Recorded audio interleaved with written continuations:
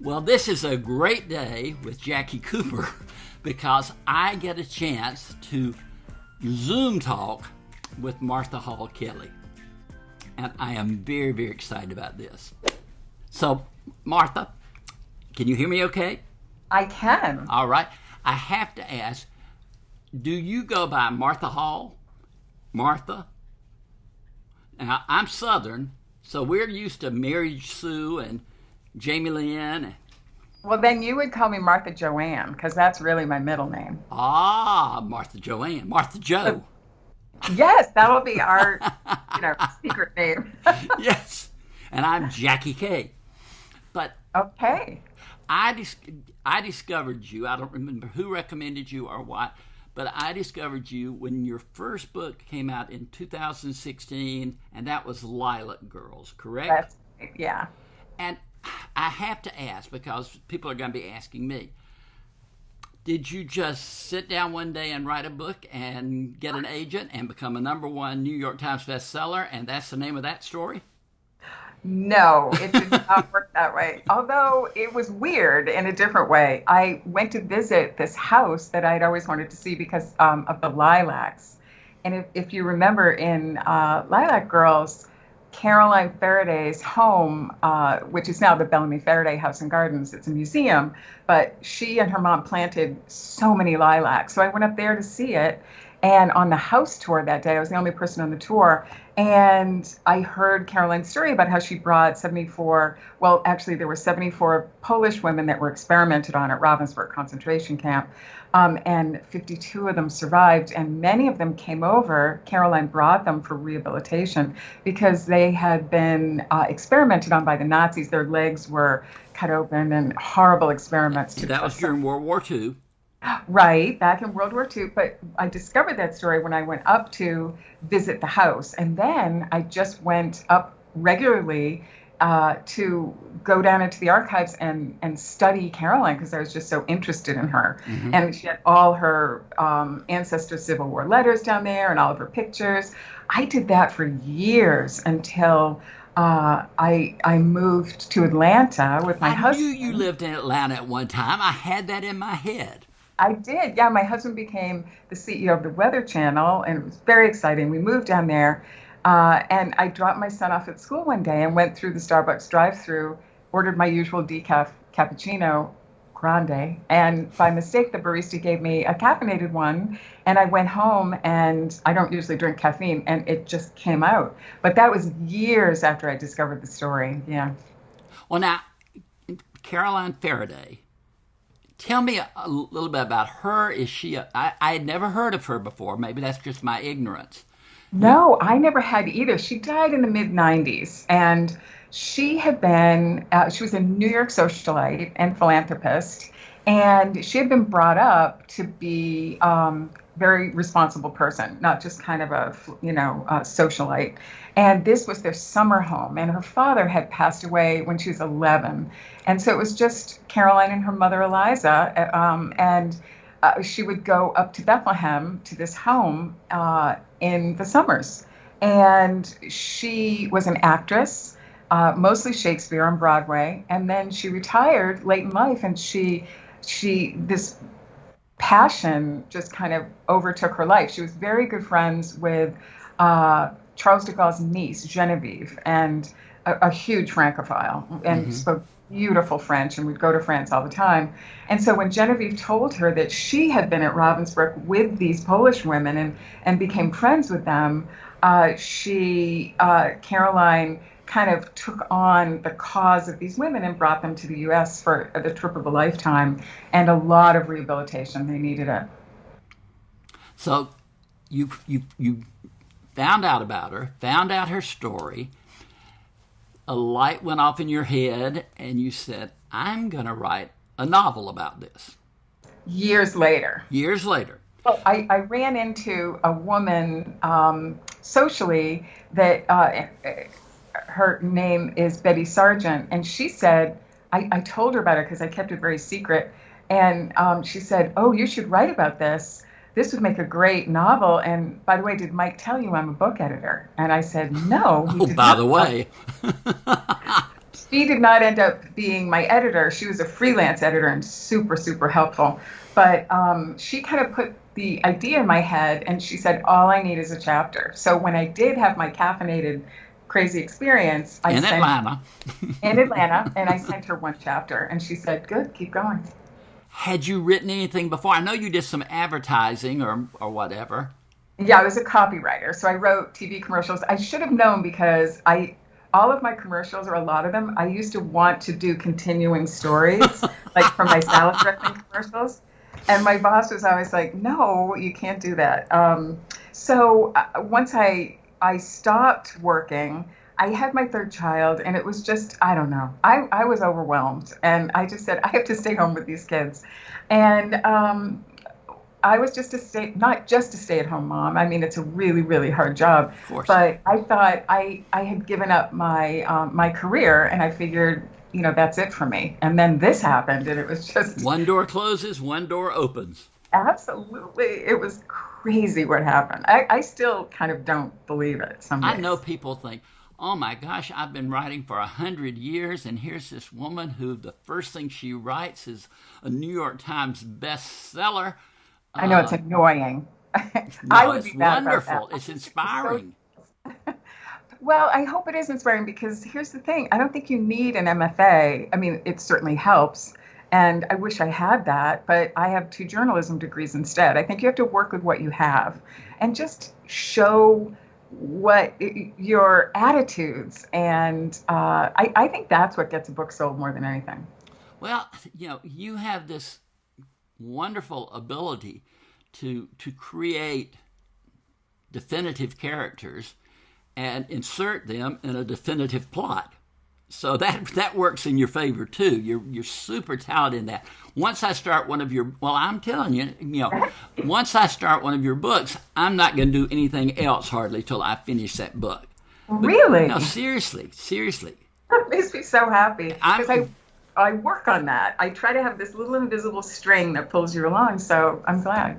Well, when I was reading your new book, Sunflower Sisters, which I went to put up that I was going to interview, and I put Sunshine Sisters or something. I had to go back and re-edit everything, But Sunflower Sisters, after I finished it, and we're not going to give away any spoilers at all, but after I finished the book, I thought, this was epic.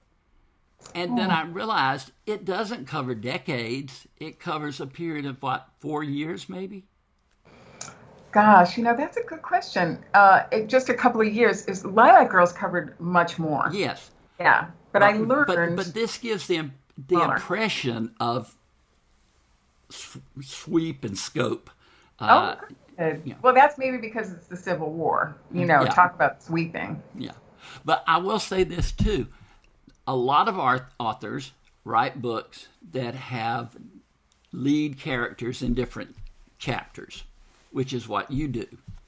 And you've got Georgie, and we'll talk more about her, and Gemma, and Anne May.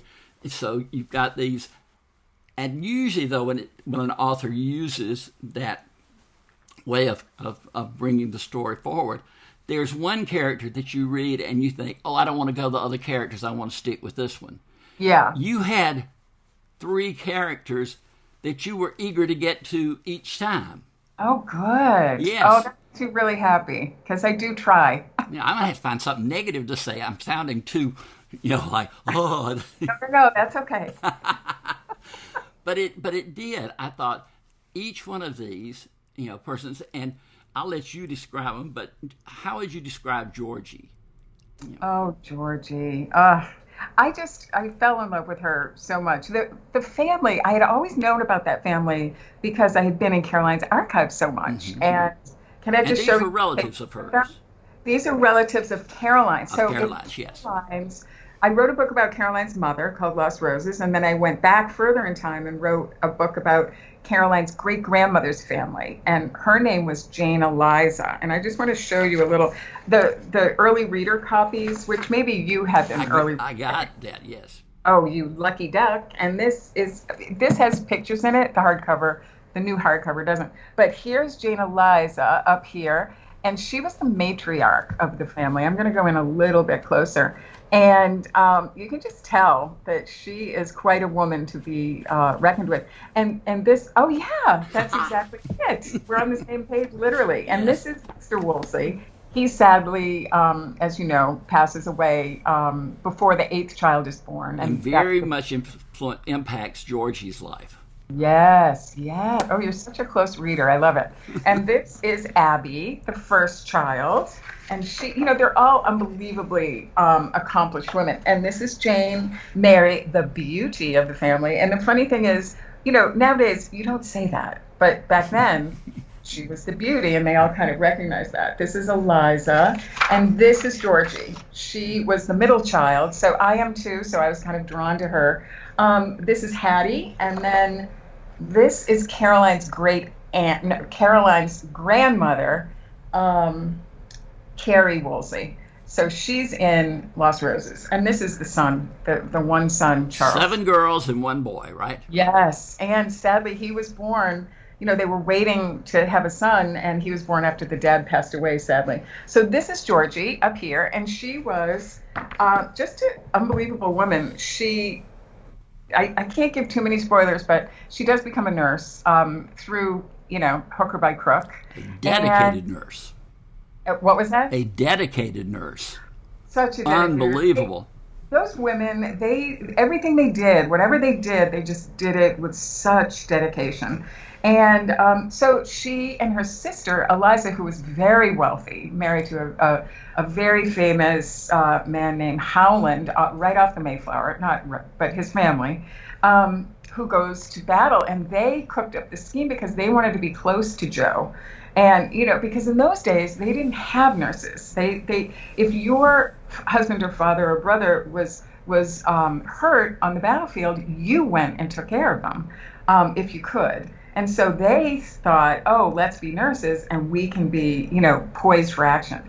Little did they know they'd be assigned to the hospital ships. And, well, that part of it. But anyway, Georgie was, an unbelievable woman.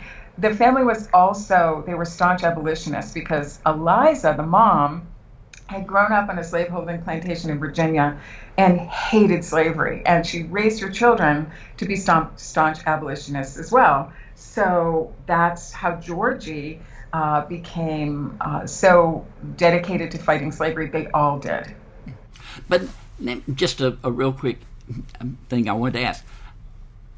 I never got a firm fix in my mind as to how old Georgie was at this time of the war.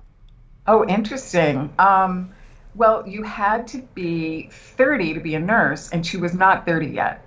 So she was 9. Well, I knew at one point you referenced and talked about the 2 youngest sisters and something about them not being married and they were getting close to 30. And I thought, well, if they're getting close to 30, then Georgie's bumping over 30 at some point. Well, they were all back to back in terms of birth. Mm-hmm. So if the book takes place over 4 years, she becomes, I think, 33, and the girls are in their late 20s, the younger ones. Gotcha. Let's talk about Gemma. Oh, Gemma. Oh, my gosh, she's fascinating. Do you like Gemma? This is my first interview, by the way, so it's fun to hear feedback from someone. It's going to be downhill from now because somebody will find something, but I'm sitting here just going, oh, Gemma was so great. And then there was Georgie was so great. And, well, I won't say Anne May was very great. My agent, her feedback was Anne May was her favorite. So. You're kidding. Some people. Yeah, no, I'm not kidding. And it's Anne May is ANN-MAY. Or is it ANNE? She has an N on it, E on it. I couldn't remember. I think she's supposed to if someone did their job right, meaning me. But yeah, Gemma. I knew I needed a character because I write with 3 characters. At least I did in those 3 books. Going forward, I'm not going to. But Gemma, I knew I needed an enslaved character because I wanted to show their fight for abolition, the Woolseys. And so I did so much reading of wonderful books from the period. And I just kind of came up with Gemma, who was enslaved on a tobacco plantation. And I had wanted to write about Sauterley Plantation, which is in Maryland. And this plantation's in Maryland, right, Martha? that The one that Gemma is on is in Maryland. Is that is correct? in Maryland. Yeah, so I said it Maryland because that was a border state. So I loved the dichotomy of that, how they weren't either north or south. They were kind of both. And everybody in Maryland was kind of torn as well. So, it wasn't like Massachusetts, for example, where most of the people were Union, sympathetic to the Union. So, yeah, I knew about Sauterley from a friend of mine that told me about it. And I just thought, this is kind of the perfect thing. And I wanted to make her a house servant and have her family be in the fields. And I thought that would also be kind of a nice, she couldn't always be with her family. It was unusual back then to be enslaved and have your family even as a unit, because so often the unit was split up. But in this case, she has her mom and her father, and not her blood grandmother, but in a way, Sally Smith is their grandma, and a sister who has been in a bad accident, and she has been rented. They actually rented enslaved people in that time to the plantation next door. And over there, they don't grow tobacco. They grow, how am I not remembering? You can probably remember, for indigo. Yes, because she talked about how her hands were blue for her Priscilla's hands. Yeah. Yes.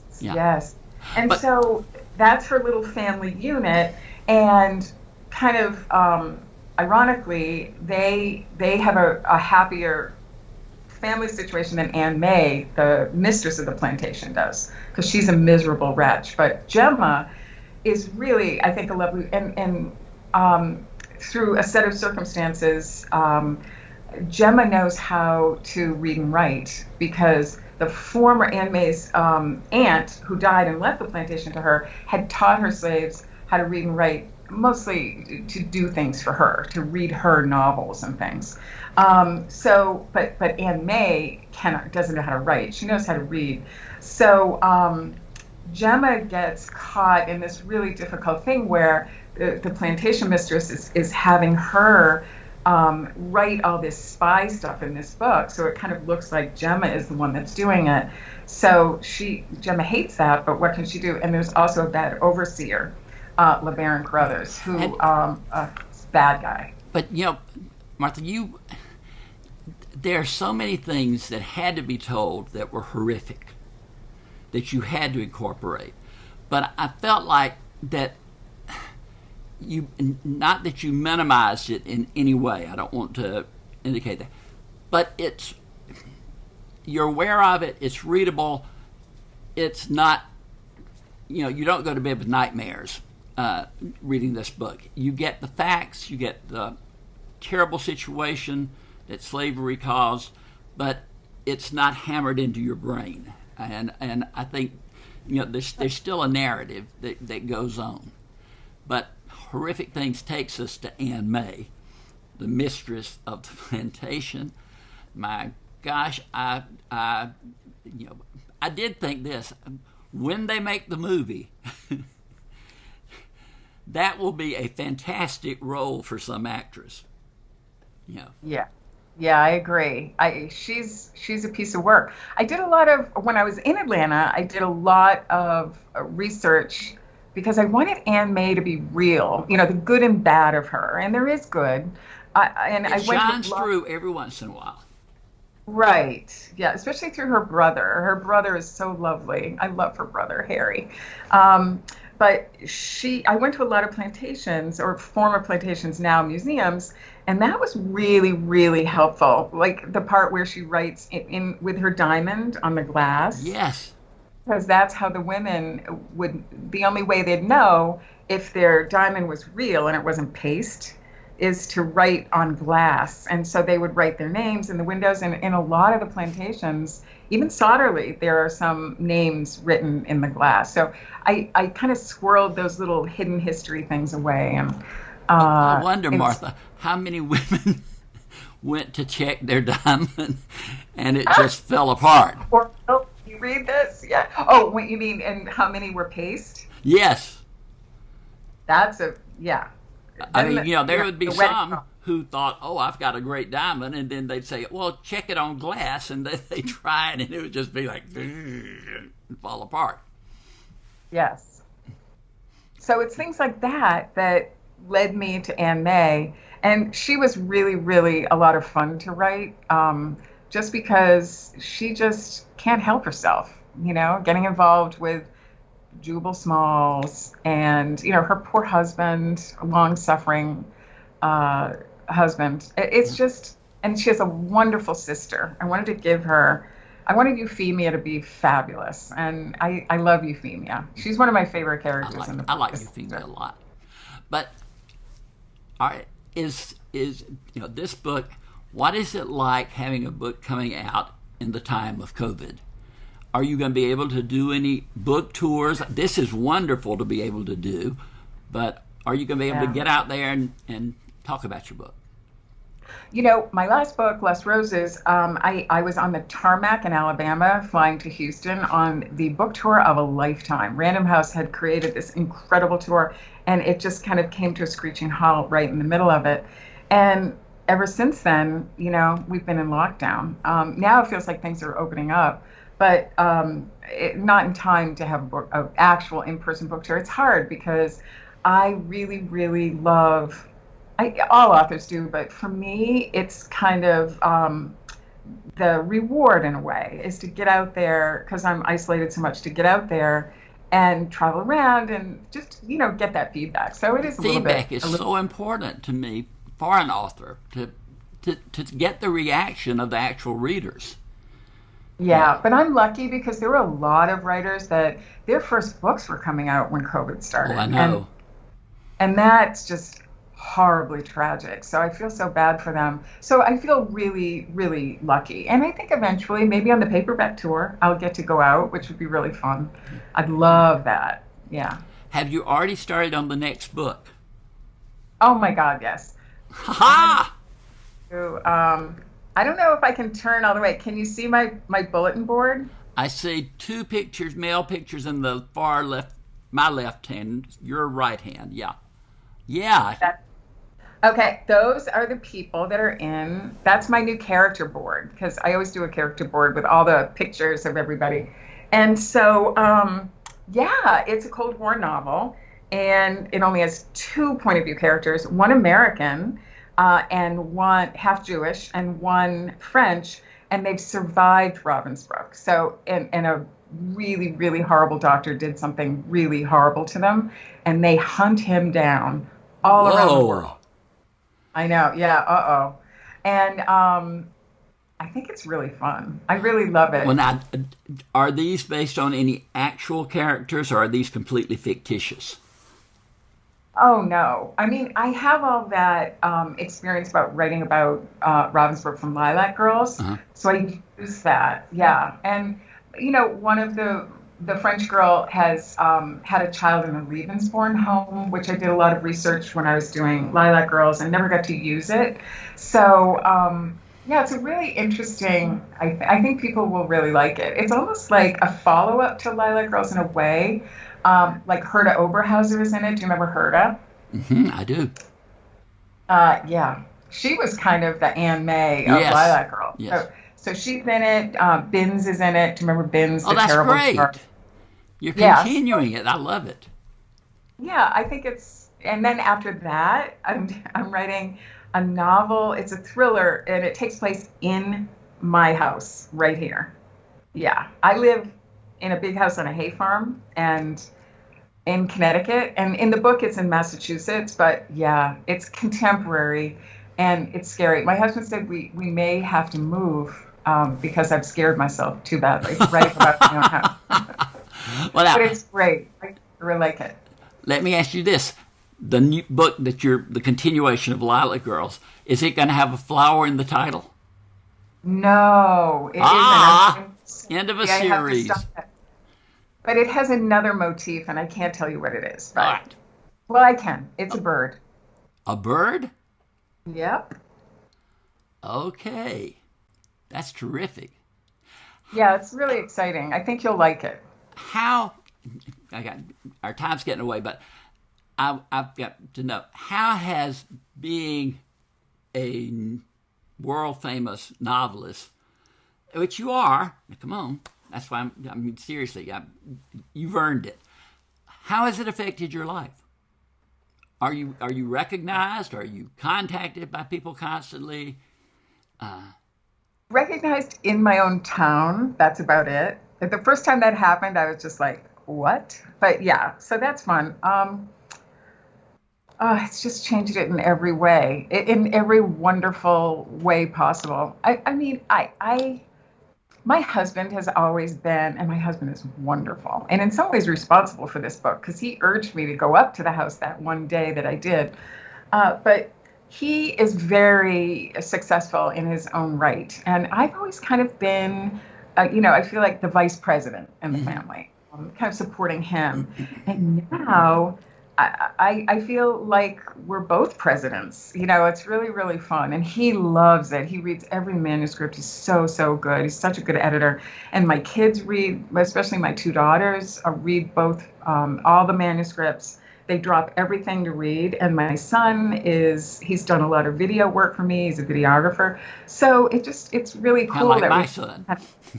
Yes, exactly. That's what I was saying. What would we do without our kids? Honestly, it really, really helps. And so it's just really fun. And I feel like I have this whole second act. I mean, it wasn't until my 50s that I started doing it. But I do feel like there's an urgency to it. And people say, oh my God, you've already written 3 books. That's fast. And I say, I need to be fast because, I started this a little bit late and I have a lot of books that I want to write. And there are a lot of people who are waiting for those books that you're going to write. So, you've got to know that too. One book out for last year for Lost Roses, she said, can I borrow your phone? Where was this? This was in Oklahoma, of all places. And she did like a self video and said, you need to send this to your editor. And she sent a message and she said, I'm old and I might die before this book comes out. So please hurry it up. And it was just so funny. And I think of her every time, there are people that are waiting, especially when you've got 3 books like about Caroline's family. They know there's another one coming. Let me ask you just a couple more quick questions. But what advice, I know this is a trite question, but what advice would you give to the aspiring author out there? The one who thinks they have a book. I think that's a great question.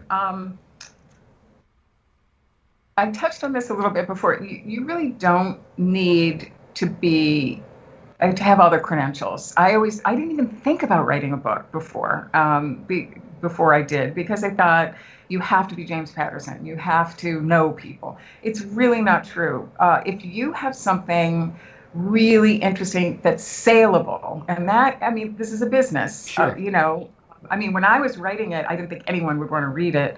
But now that I'm in this business, an editor and an agent, they need to sell your work. So it has to be saleable.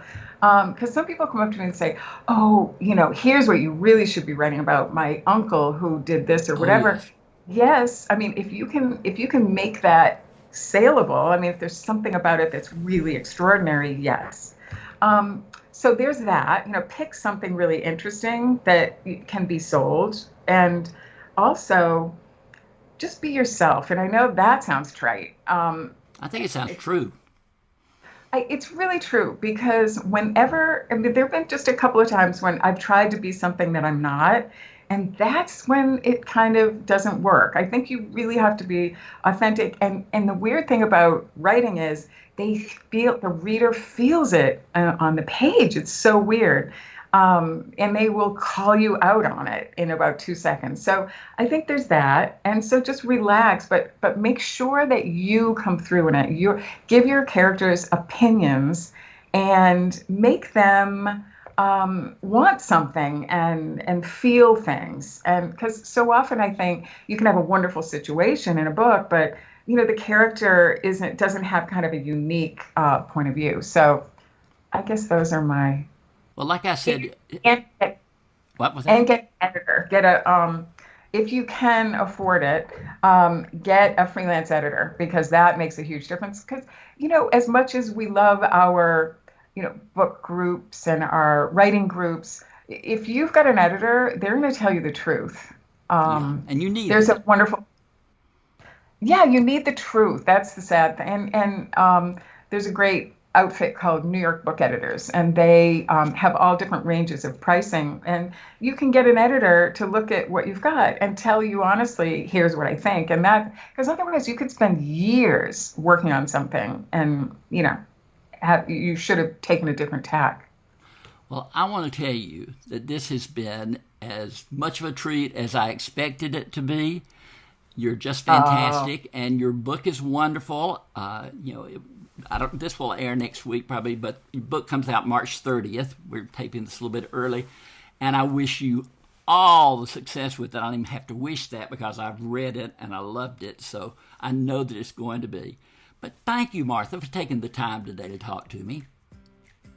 well, thank you for having me. It's been a pleasure. I've been wanting to meet you for so long, so hopefully this won't be the last. Absolutely.